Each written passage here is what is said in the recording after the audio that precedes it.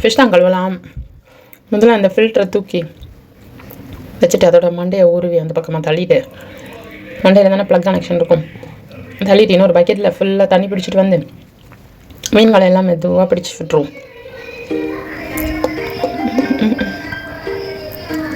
எல்லாத்தையும் பிடிச்சாச்சு. இதை இனி கொண்டு வெளியே சூரிய வெளிச்சம் படுற இடத்துல வச்சுட்டு ஏதாவது ஒரு வலையை எடுத்து மூடி வைக்கலான்னு வச்சேன். ஏன்னா அதோட கோல்டு பயங்கர குதி. பாசி ஒரு 2 மாதத்துக்கு மேலே 2-3 மாதம் ஆகிடுச்சு. ஒரு வாரம் ஃபில்டரும் ஒரு கவலையா நல்லா பாசி அழுக்கெல்லாம் இதெல்லாம் தேய்ச்சி விட்டு தண்ணியை வெளியே ஒரு பைப்பு மீஷோலேருந்து இறக்கிட்டேன். அது வரைக்கும் வேறு ஒரு பைப் வச்சு வாயால் உறிஞ்சு இந்த மாதிரியெல்லாம் தான் பண்ணிகிட்டு இருந்தேன். இந்த பைப் நல்லா யூஸ் ஆச்சு. ஒரு பக்கம் தண்ணியில், இன்னொரு பக்கம் இதில் அப்படியே தண்ணியெல்லாம் வெளியாக்கிட்டு அடுத்த ஒரு இது பைப்பில் கனெக்ட் பண்ணி தண்ணியெல்லாம் ஃபில் பண்ணியாச்சு. இப்போ தண்ணி ஃபுல் ஆகிடுச்சு. கல் இப்போ வாரி தூவி அள்ளி வீசிட்டோம்.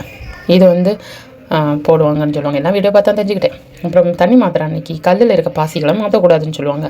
ஏதாவது ஒன்று பண்ணணும், கொஞ்சம் தண்ணி மாற்றணும், இல்லை பாசி மாற்றணும். கல் எதுவும் மாற்றலை. அப்புறம் ஃபில்டரெல்லாம் வாஷ் பண்ணிடலாம். இன்னொரு மண்டையை உருவிட்டு அதோட மூடி எடுத்தால் அவ்வளோ அழுக்கும் அந்த ஸ்பாஞ்சில். இதை ஒரு வாரத்துக்கு ஒரு வாட்டியாவது க்ளீன் பண்ணிகிட்ருக்கணும். அப்போது ஃபில்டர் வந்து நல்லா பெர்ஃபார்ம் பண்ணும், ஒர்க் இருக்கும், மாஸ் ஆகாது சீக்கிரம். முடியாச்சு. இன்னொரு மண்டையை தூக்கி சொருவியாச்சு. ஃபஸ்ட்டாக கழட்டின மண்டையும் சொருவியாச்சு. இப்போ ஃபில்டரைட்டு கனெக்ட் பண்ணிட்டோம். சூப்பர். லைட்டை ஆன் பண்ணிடலாம். அவ்வளோதான். இப்போ மீன்களை எல்லாம் திரும்ப பிடிச்சி விட்டாச்சு. சூப்பர்.